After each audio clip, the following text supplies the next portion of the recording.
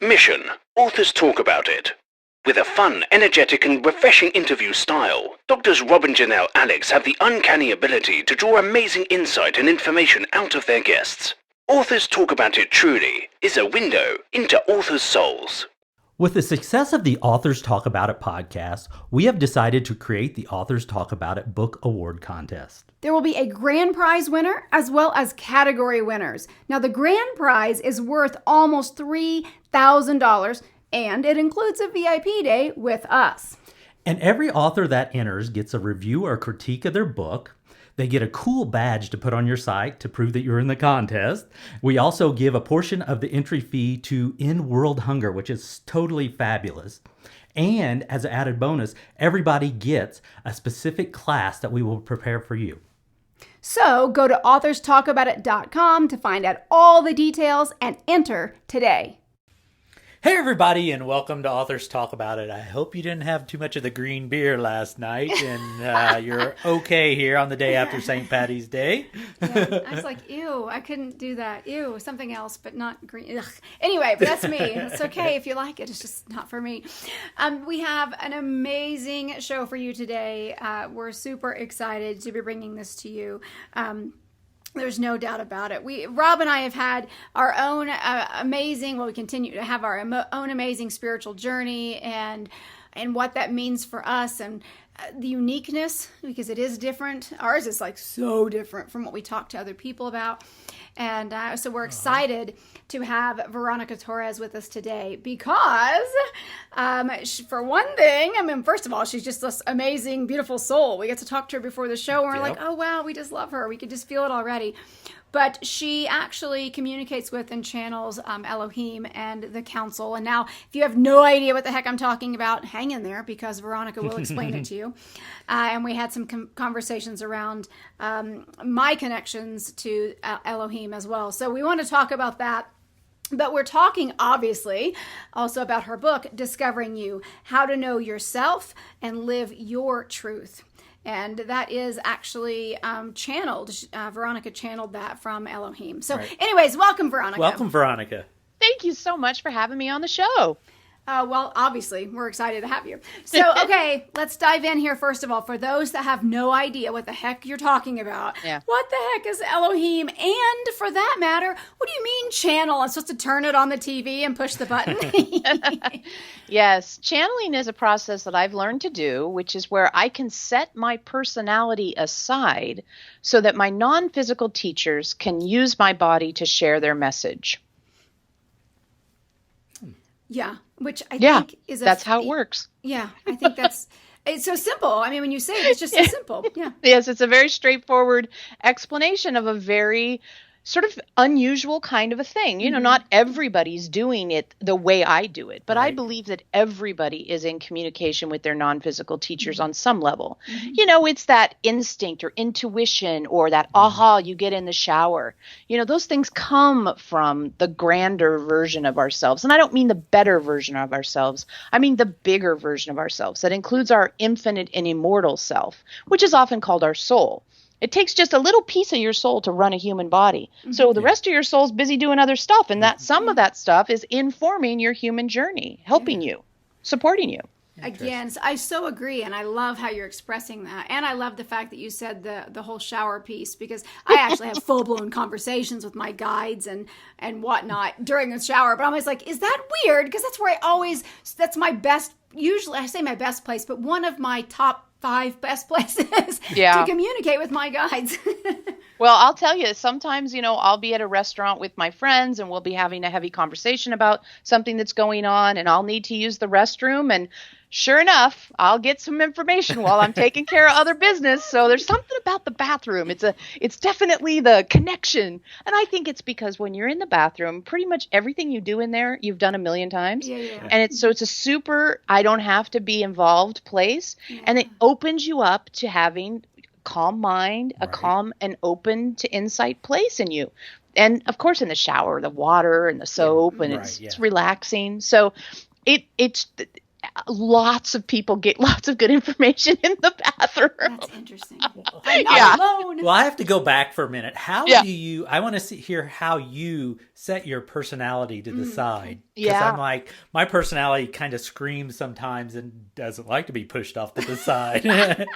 Yeah, well, it took time. I've been doing this since 2002, Uh-huh. and it took time to get better and better at it. And when I very first started channeling, I would have these public groups, and I would show up, and I just think, I don't really know how to do this. So what I'm going to do is we made a deal with Elohim. And when you see these things, I think it's Times Square in New York, where it's like this ticker tape that goes across the LED screen that, puts news up. I would close my eyes and I would see that in my mind. And the words would be printed on that ticker tape. And they would just go across and I would read them off. Until after a few minutes, I got sort of in the flow of it and I didn't need the ticker tape.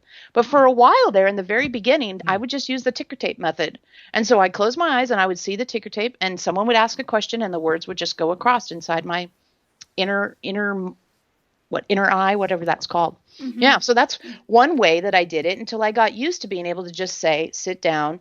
And literally at times I feel myself sitting in the next chair over. Oh, As if my body is over there when my body still, of course, is in the main chair. Right. And it's one of these things that over time I got better at. In the very, very, very beginning, I could barely function after I channeled for just a very short period of time. It really took a while to integrate the way that Elohim uses my body with the way I use my body and with the way that I could hold myself off and let them come in. And then, they would say something triggering. They would say something on a controversial subject. And I'd be like, oh, my God, people are going to think I said that. I don't even know if I believe that. I don't even know what I think about that. Why are you talking about that? So, yeah, it's been an adventure of training myself that when that habitual trigger, whatever it looks like, comes up, not acting on it. And that's the basis of all of Elohim's teaching, is finding within each of us what all our triggers are and giving us tools so we can have a different reaction to them. So that's so fascinating, because lately I've had this message coming through to me, and it comes through on our alarm clock. When I wake up in the morning, there are words in the little red bars on our alarm clock. And no matter what I try to do, I cannot make them out. I mean, I can see it. I can see that they're words, but I can't read it. And I'm trying so many different things. So I'm just going to relax and trying to kind of let it come through. Don't try to read it the way you would read a book. You see, a lot of times people imagine that the non-physical knows everything. And the physical is just this, sort of little weak version. And that's not true. You as a physical body, a personality in a physical body, are the expert on earth about how to be human, right? And so non-physical is going, how exactly do you talk to the earthlings? How did you get through to them? And so there's always this attempt at communication. And if we mistake the idea that we are the one that doesn't know anything, and they're the ones that know everything, then that communication can be very difficult. But if you say, look, I know you're trying to communicate with me, and I'm not going to assume that you're doing it exactly the way that I would communicate with my wife. So I'm going to open to the idea that this is the best you can do. And I'm going to tell you, I see you, but those don't make that's not making language yet. That's not making language yet. So let's just try together for you to show me an A. That's all. That's the whole goal. The entire goal is for you to show me an A on that clock. And you can even write it down with your pencil or your pen or your computer and just say, this is what an A looks like. In fact, Elohim's got my hand doing an A over and over again on my desk, like just like a little mantra, right? This is what A is. This is what A is. And so you're teaching them how to speak your language. Gotcha. Yeah. Well, And isn't that why so often it comes through sometimes feeling cryptic because it's symbolic and we have to learn that language that makes sense between us and our guides or whatever's coming through for us? Absolutely. You're talking two different languages. They're talking non-physical language, whatever that is. And you're talking human, triggered, worried, frustrated, stressed out, wish I had some help language, which isn't even your best version of language. Right? Because when you guys talk to each other, when you're freaked out, you don't communicate as well as you do when you're in your centered self. So owning the fact that, look, wow, my guides are trying to talk to me. I'm going to find my centered self and I'm going to instruct them. When I first started channeling Elohim, this is how they spoke. Hello, I was like, forget it. Dude, I'm bored. And everybody else is going to be bored. So speed it up or get out, because it ain't going to work for me. Yeah. I told them another thing I told them is, you cannot start a sentence with me with the word don't, because when I hear don't, I can't discern if it's my habit and fear or if it's you talking to me. So just don't start sentences with the word don't. And so you make the rules, because you've got the body. Yeah. Like, I don't let Elohim drive. They may know all kinds of wonderful stuff, and sure they do, but they're not good at driving the car. I am. That's interesting. Veronica, We had a 5-second experiment, and that's all they got. Trust me. I want to pull out a point here as well, because you just said that a little bit there and explained, because so many people, and I know they've asked me at times, well, how do you know the difference when it's one of your guides, or if I'm tapping into something for someone else? How do I know that it's that beyond me, or me, Janelle, my ego? How do I know? And it's, for me, that's not the easiest question to answer, because for me, I'm just like, well, I can tell the difference. Sometimes it's words that I don't normally use, like ever, like language and stuff that I don't talk that way, so it's obvious. But sometimes it's just that energetic feeling. But how does that work for you, and how do you tell other people to be able to discern between the two? Well, here's the deal. Just as when you take in nourishment through your mouth, you also take in air through your mouth. Mm-hmm. It's crazy. Two completely different substances go in the same spot, right? Right. Similarly, your brain, the organ of your brain, processes both thoughts that you have as the personality and insight that you're getting from your soul or your non-physical helpers. Mm-hmm. So it's the same organ processing different information. Mm-hmm. Typically, thoughts that you have are repetitive and go nowhere. We call it the hamster wheel mind. That's one of the ways you can tell. It's like, I've thought this thought before. Elohim loves to say, if thinking could have solved it, it would have solved it long ago, because you sure have thought about it enough. Yeah. Right? Mm-hmm. So when you have this repetitive, fear-based limitation based in worry or concern, chances are that's just your brain doing its thing. Survival instinct is trying to get you to stay small, to stay safe. When you get these expansive thoughts that are new, ahas, you've never thought them before, they make you look at a situation a different way, you use language you never used before, chances are that's coming from insight. Mm-hmm. Right? Sure. So they really, but it's the same organ, and so it can feel very similar.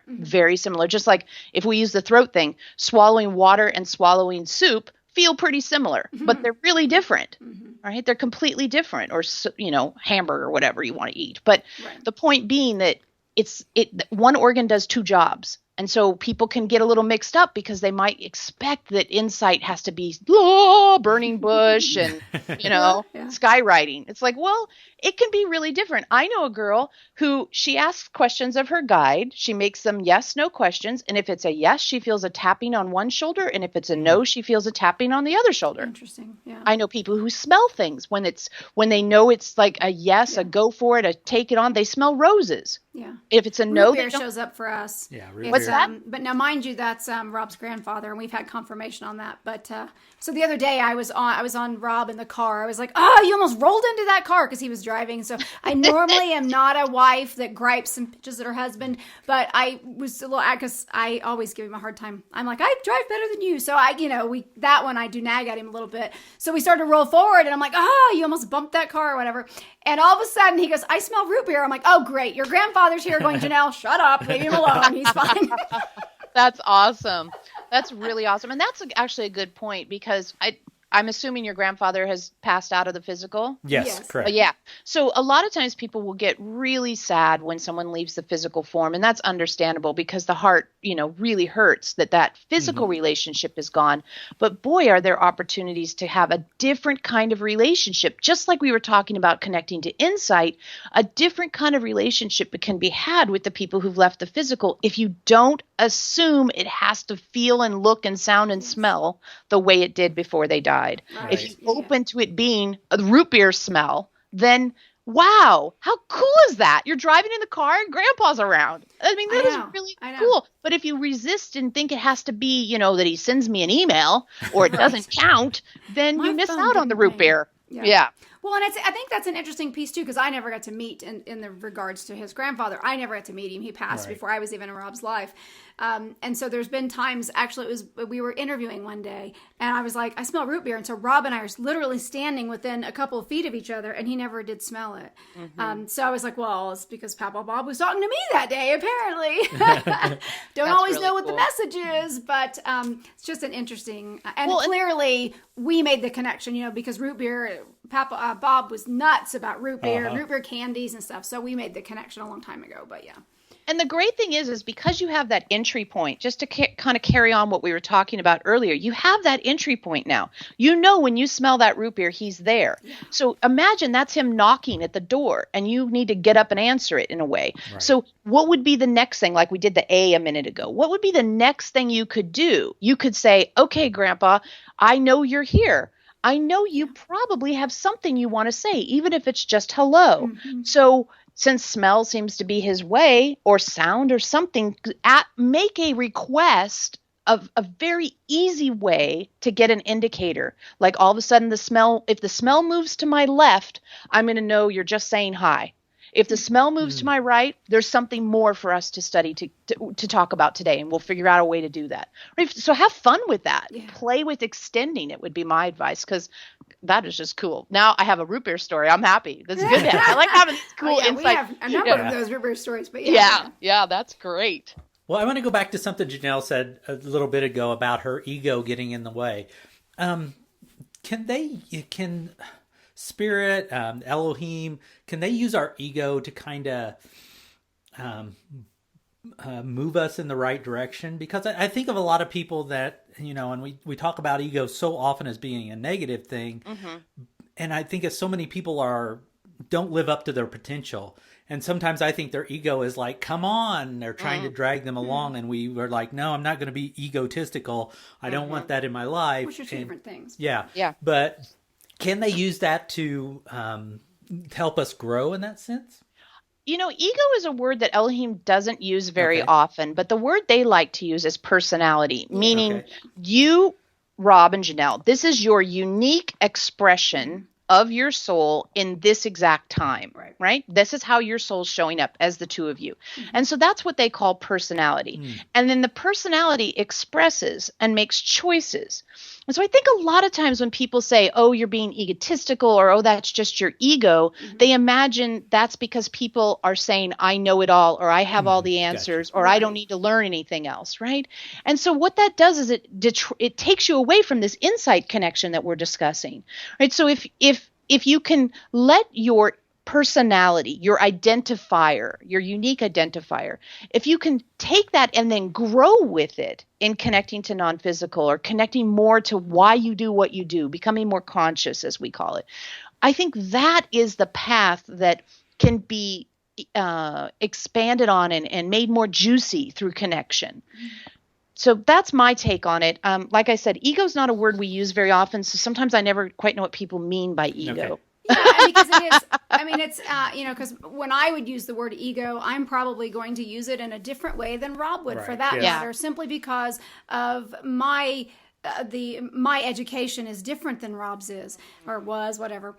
And so, it's got that traditional psychology in my background, and Freud and all that, which I'm not a fan of Freud, but and of course Carl Jung. And so there's these different perspectives. And so I would use it differently often than Rob would use it. So, and I think that's important for people to understand that, again, our language becomes a barrier, even when we're speaking, we think, the same language.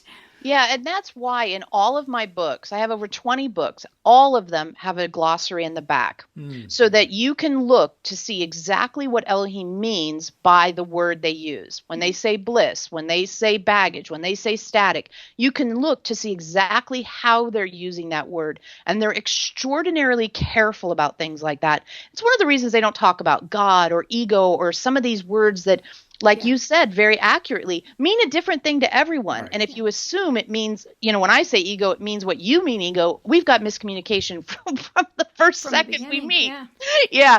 So I think that's really important. And a lot of times Elohim will say to people, you need to define that word before we can answer your question. Tell us what you mean by that first, and then we'll answer your question. And a lot of times people can't define the word they use. Right. They'll say something like, oh, my ego's in the way of me connecting with my guides. You say, okay, what do you mean by ego? Well, ego. No, we don't know. You need to tell us. Yeah. Well, and I would say even then the rest of that would be like, well, what do you mean by guides? Yes, you got to start there too. That's a broad one as well. And that's why at the very beginning of our call, when I started talking about this, I said that infinite and immortal part of you, that some people call soul, that a very small portion is actually animating this human form. Mm-hmm. That's what I mean by soul or guides, right?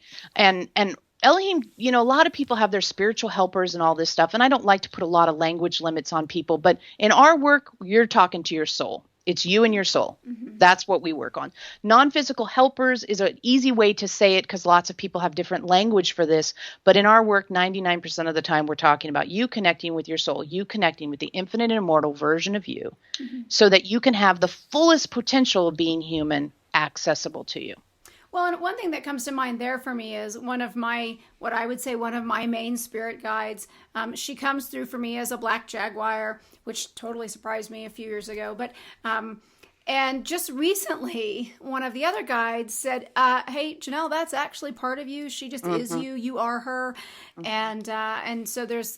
And I was like, oh, well, duh, but it like I hadn't thought of it that way. And so there's some interesting pieces. There's so much that we don't know, right? It's about being curious and just expanding. Oh, yeah. And the best ahas always are followed by duh. That's my I know that's true. Exactly. It's like you go, whoa, duh. Yeah. Whoa, double duh. Like it's absolutely, utterly obvious, to the point where it's like, I was going to tell everybody about my aha, and now I feel kind of like, who would care? It's the most obvious thing ever. Right. To us, yes, or to, yourself. But it is true that so many others go, what? And others spin their head around and go, I don't know what you're talking about. But I find that if an aha is followed by a duh, then I really know it's profoundly true for me. Interesting. I love that. We have barely talked, I think, about the actual context of the book. However, I would think if anyone's even remotely like us, they would be intrigued enough to want to go get it. So those of you listening, mind you, we have already talked to Veronica about the fact that we're going to get her on the calendar. We want to have her back because, for one, we want her to actually channel Elohim for you guys. But we don't have time for that today, so you're going to have to wait. It might, but I'm not sure where it's going to be on the calendar. It might be a couple months out, you guys. But so anyways, before we have to go today, I want to make sure that you share anything that really stands out to you, Veronica, around discovering you, how to know yourself and live your truth. What is it about that book? What would you really want people to gain from getting a copy of it and reading it? This book is the only private session I've ever had transcribed and made into a book. I got permission from the person who had the private session. When we did the session, it covered so many topics that we both could tell were applicable to so many people that at the end we just looked at each other and we thought, this will help people. This will help people. So it's especially geared toward women who are just, I'm doing too much. I've got too much on my plate. I can't put myself first. Everyone else has to come first. When am I going to have time for me? However, guys get a lot out of it too. It's not just a woman's book. Guys get a lot out of it too because the themes are super universal. Elohim gives very specific step-by-step tools to help you find that connection to yourself so that you can give the fullness of you to your world, to your life, to your family, rather than giving the run-down, drained, overwhelmed, overworked version of you to your family. Excellent. Beautiful. Well, even in the description of the book, Kay is quoted as saying, Elohim is straight-talking, humorous resource for my soul and for any and all who feel lost within themselves. And I think that's such a profound statement in of itself. Yes, indeed. It's a really, really beautiful document. And it also shows you what a private session with Elohim is like. So if you're thinking about having a private session, I do those. And this is a way to get a preview of what one session is like. They're all unique, but this is a good example. And those of you listening, I personally, because we just met Veronica today, so I have not personally had a session with Veronica, but a friend of mine channels Eloheim as well, and some others. But being in the presence of that energy is something that is so beyond the capacity, or the ability rather, to put it into human language. So I highly encourage you to check that out.